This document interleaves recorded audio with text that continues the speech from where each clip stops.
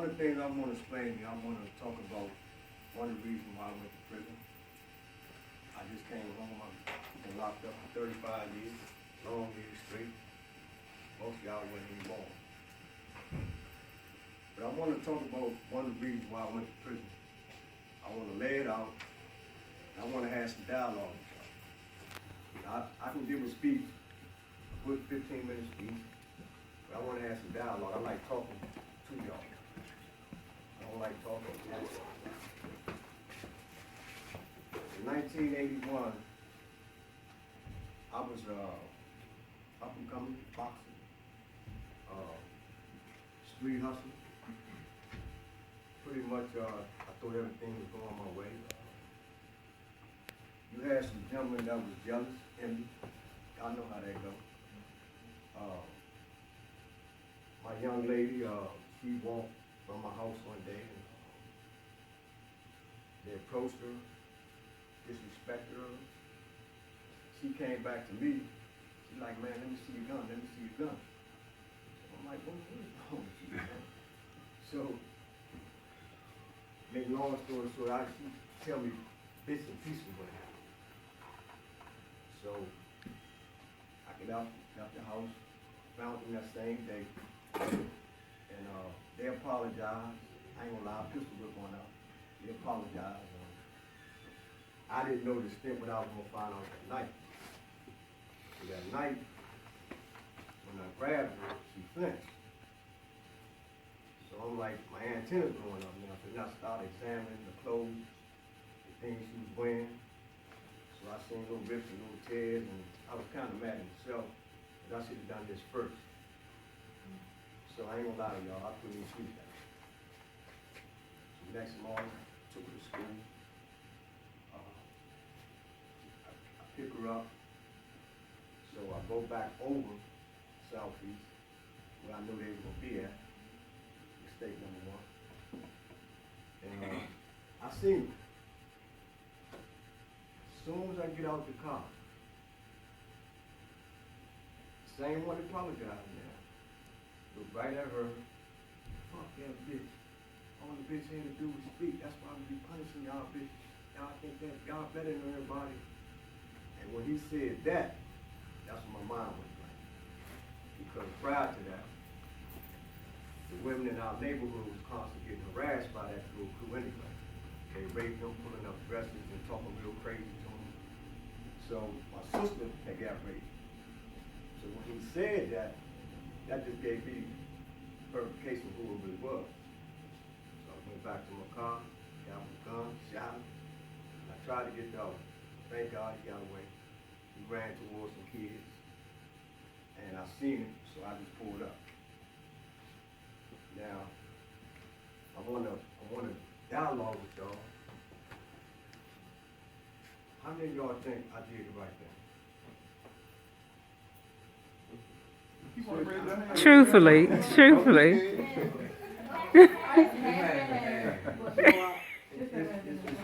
I'm not trying to trick none of y'all.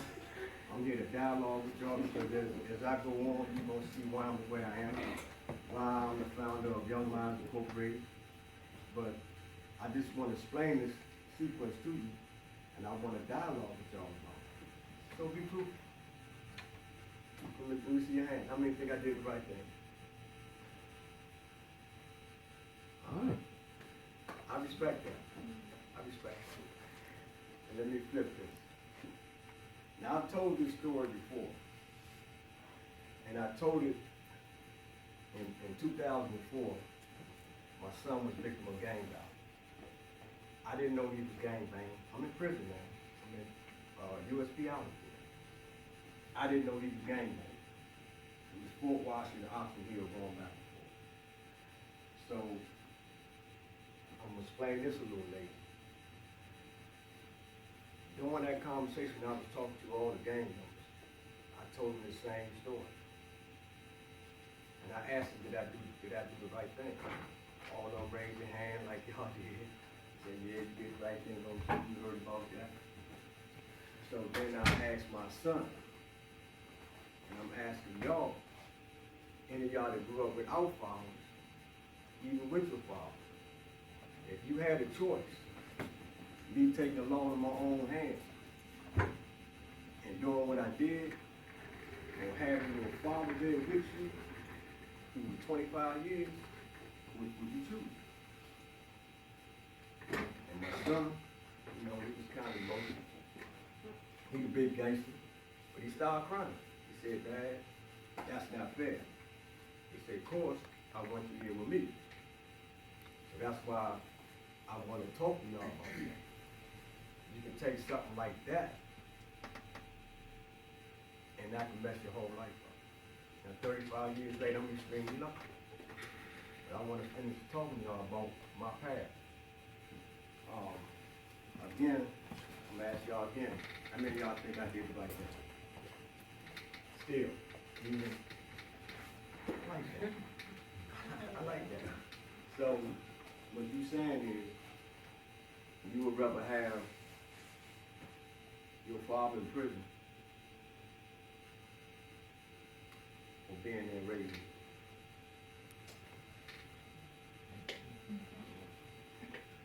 You will what?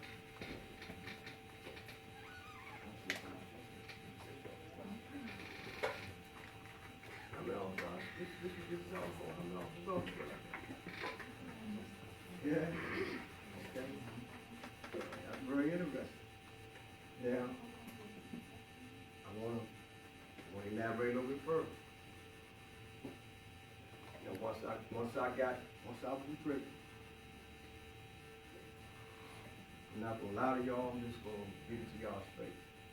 I was that dude. I was considered that dude. I was the dude up here. I was the gangster, outlaw of outlaws. Now, when the Maryland system, Washington, D.C. Prisoners, you know, we are kind of hated, and so you had individuals who knew I was somebody who was trying to make a point. He chased me on the yard, come on with a big old knife, chased me. I flipped the tables on him, and I wound up killing him. And I go to the hole. Now, I got half of Baltimore penitentiary trying to get in the hole to get me. Explaining this, I'm going to explain the sequence of my life because I want y'all to really understand what balance does. I left there. I went to D.C. jail. I had a good, one of my friends, I think he spoke here, his name's Carl Montgomery, Buddy Love. We all used to make little bets about who get the death penalty first, who was gonna go to Hobbs. So much y'all understand the sequence of this balance. So when I went down law, I'm already branded. An individual get killed. I'm in the union. By me having that reputation, I get to be. I get a life sentence for that. I get a life sentence for that. You see the sequence? I get a life sentence for something I didn't do. That's because I'm branded. And I get it, that raw emotion. Somebody violates your mother, your sister, whatever. That's what we supposed to rectify that. But I want y'all to see the consequences when we take these actions. It's a consequence. Now, I don't stop there. When I was in law, some individuals they hung the phone up there. I get mad and wound up stabbing him and his buddy in the business. I'm gonna keep going. I just want y'all to understand the sequence of balance and what happens when we go down that path. It's never ending. It's never ending. I go to the federal system. Now, DC inmates, we at war with everybody. Iron Brotherhood, Mexican Mafia, Bloods and Crips wasn't even on the scene, man. We at war with everybody.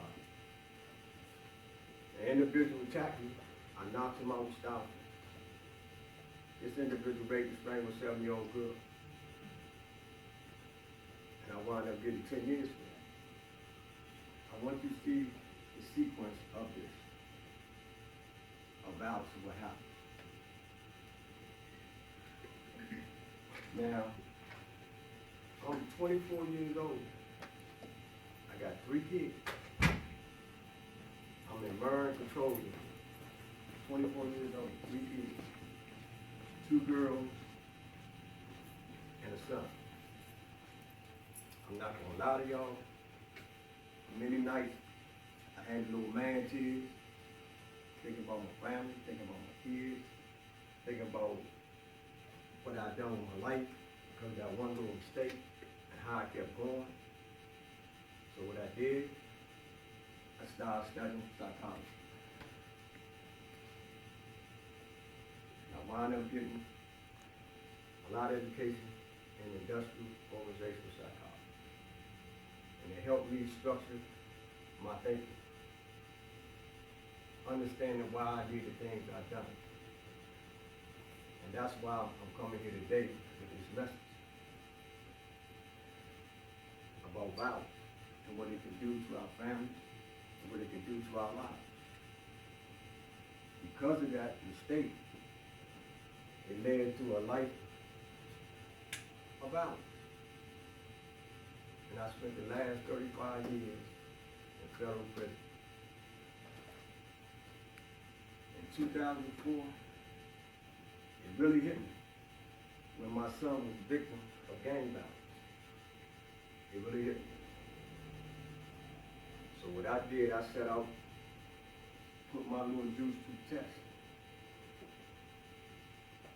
I had people from Southeast, Northwest, people from Maryland, because we all, DC and Maryland is all the same at the end of the day. And we managed to get the truth out of that. And that's when I started this organization called Young Men Incorporated. Now it's Young Minds Incorporated. Because one of the things that I see with our youngsters is the patriotism. Like myself, a lot of us, we not happy to be American, we're not happy being in our community. When in actuality, we built America. We built it. Our ancestors, they put a lot of work in. And that's what the vision of this organization does.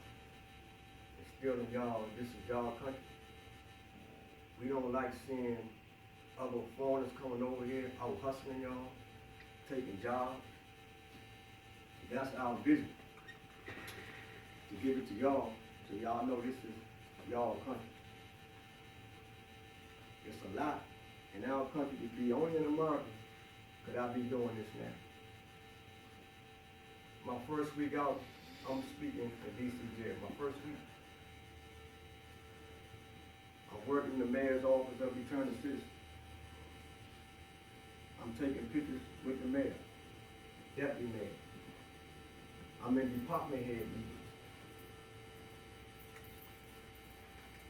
I'm doing a lot of things, and I'm helping a lot of other people do a lot of other things. So my message is twofold about the balance, and our message about this is our country. See nobody have y'all thinking anything other than that. This is our country, just as well as anybody else. That's how y'all have to think. Especially to the men. We have to make our community a safe haven for women, children, and families. And I like what you said, you my man. We got to have that same determination, that same drive, and how we stop each other from hurting each other. You know what I mean? We got to make our community a safe haven. We got to protect our women. You know, when I was in prison, a lot of people used to always, a lot of good men used to basically very, very mad. They seeing moms on TV every week crying about their son. and sending one message: Black men protected. That's why, I started this initiative, Police Meet the Hood for Lunch, so we can bring this stuff together. Law enforcement, the men of our community, we got to band together. You see all these beautiful women up here, man? We got to protect them. we got to protect them. And that, my message is clear. I don't like preaching. I don't like that I give different dynamic speeches. But I'm talking to y'all, I'm going to keep it real. Because at the end of the day, y'all are the future. And one of the things, I'm hated in gated communities. I'm hated. And I be telling all of them uppy black folks, man, them kids need y'all. Come on down into these inner cities, man. And everybody take one. We got to bring our community together. And that's what Young Minds Incorporated is all about. It's a business for y'all. Any of y'all got business aspirations? Any aspirations as far as school, whatever? That's what Young Minds Incorporated is. And I would love for y'all to be a part of that. And if y'all got any questions, please give them to me. Please give them to me. I got any questions. Because I'm here for y'all. All right, big man. Let me ask you a question. How do you feel? See, you're down here in the trenches right now, talking to people, doing the thing. How do you feel about? It sounds like you educated on politics a little bit. How do you feel about the people that come out only on high-profile things? Like I'll use an example, like Al Sharpton and Jesse Jackson, where they come out when it's just a high-profile killing or something like that, and try to preach to people as if they care. And not saying they don't. I have no idea. But when it comes down to it, it's somebody like you that's down here talking to the kids as opposed to being up in the media, just barking. Well, keep it 100 with you. A lot of us in prison, we frown on that. We call them poppy pimps. We frown upon it. I would assume so, yeah. The only way we're gonna have any real change in the community is we, real street people, got to do that. That's the only way we're gonna have change. We, the real street people, got to do that. We can't look to our so-called leaders, because they ain't gonna do nothing. Try to get rich. That's why Young Minds Incorporated was created for y'all. It's a business for y'all. At the end of the day, y'all should be able to walk in any Young Minds Incorporated. If you want to be an astronaut, we should put you on that path to do that. You need a place to stay, we could put you on that path to do that. That's the business. To bring the community together to help you. Any more questions? All right, Ken. What's your outtake on the shootings that's been going on between police and the innocent citizens that were killed by police, the bad police shootings? And how do you feel about the retaliation against? Let me give it to you this way. I was in prison when we did this. Mm-hmm. Of course, any African American male don't like to see any African American male get killed. Mm-hmm. That's, we're gonna cut right through that. Let's deal with the retaliation. When I was in Escale, when the two law enforcement got killed in New York, I had my youngsters, and I said it out to them. I said, man, y'all think they deserve that? Yeah, man. Mm-hmm. So then I asked him, I said, what if Bill Cosby and Ray Rice just assaulted your sister, your mother? And them same two officers was in that car, get ready to go deal with that. think they got that coming? They thought about it. Then we talked about it. But it came back, they understood it. From that perspective, they understood it. You know what I'm saying? My thing is, I think that the ones that's bent on that, the sport of hunting black men, at the end of the day, I think at the end of the day, I think law enforcement, as well as the community, should punish them. Seriously, that. I mean, I'm not saying it like an us against them thing, because I don't believe in that. But I think law enforcement and the community, the ones that's into that, because that's what it is to me, it's a sport. And now with a lot of them. Right. And once that's identified, I think it should be dealt with from inside the law enforcement and the community. I don't think just killing police per se. The reason why I want to break that down, because you asked the question, that's an important question. I don't think that's the right answer, because at the end of the day, if a war jump off, who's going to protect them when the real shooter gets to jumping off? So as black men, we always have to understand that. We can't always just run and try to get into a war, because who's going to protect them? The women and children of the community. So we all should, my method of dealing with it is simple. Get our weight up, business-wise, money-wise, knowing who to vote for. And then when them ones is doing that, you know, we do what we do. But you can't get, I put it this way, the political climate now is breeding that. You got a Donald Trump, you got that crew spewing that garbage, you know what I mean? There's somebody, you know, this ain't up there to it, just gonna snap. Mm-hmm. So we gotta look out for what it really is. The average Americans ain't gonna do that. I don't know if I answered the question, but I tried. I got a question. Chippy, what you think is, let me ask you this, what's the difference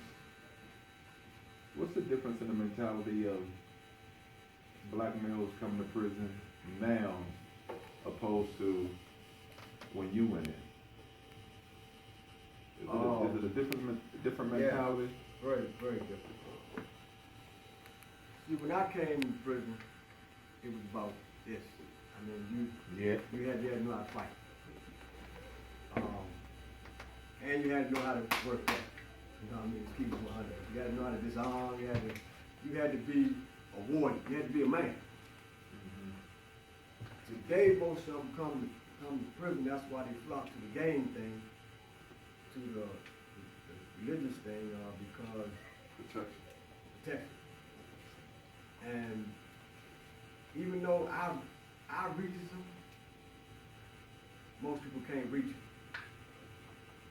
Because it's, you know, it's a different way of dealing with young men and women today. You got to establish that rapport and that dialogue to be real with them. You know, just like some of them come out now, coming to the agency, on a reentry tip, oh man, I just came from the feds don't let us, and they don't know I just came home myself. And I'm listening. I let them get it all. I'm like, man, stop now. I just left Estelle, man. I know what's going on, man. You was watching TV. You was gossiping. You was gambling. You can get you a trade. BOP does that. You know what I mean? It ain't, you know, you put it this way, I want to ask you a question. I don't want to go on. And I just think that it's a big difference, because today our young men are not being led like it was not came. Before you got into the drug game or whatever, before somebody gave you a kilo of heroin, you had to be that dude. You had to have round, you had to be round, you had to be taught, you had to be, today, they just throwing that stuff with anybody. So you got a different breed. So it's a lot of factors. I mean, just keep it 100. It's a lot of factors of why it's a big difference, but the main thing is leadership at the end of the day. When they locked everybody up in the 80s and the 90s, the leadership left the community. So therefore, our young men wasn't getting led properly. And that's all it is. At the end of the day, that's what it's all about. I agree with that. Yeah. That's why, you know, a lot of them deal with me because they know my pedigree, where I came from, and what I'm about. They know I'm not gonna lie to them. They know I'm real about this stuff. All right. I just want to know like how you feel about the whole Black Lives Matter Good question. I love it. I mean, I'm a part of that. I'm a part of it. I love it. I mean, y'all need a movement. That's what this is all about. Black Lives Matter, Young Minds Incorporated, it's that movement. For y'all to establish your own agenda. And I'm gonna give you, y'all are so gifted. The young people don't change the paradigm of business, how we do business now. Just look at what the young, even though some say she moved too quick, but look how the young DA in Baltimore. Some people say she moved too quick, but I'm one to think that, you know, like I think she did what she's supposed to do. Y'all are so dynamic, and all this stuff got to be brought out. I mean, y'all, the things y'all be teaching me on when I get my phone, y'all know, you know, I'm sort of getting my IT skills up.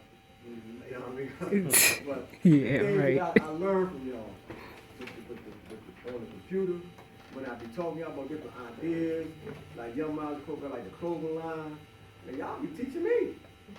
Let's keep it 100. Y'all be teaching me. So, answer your question, Black Lives Matter. I mean, that's what this is all about. That's what it's all about at the end of the day. Yes, sir. Got a question for you. You said you did 35 years. Yes, sir. How was it that you were able to do that? Good question. You know, big dog. I mean, that's first and foremost. Yes. But, you know, having good people in your life and education. Education is what changed me. And I'm so mad that I had to go this path, but I understand it was for a reason. But education is really what is so key.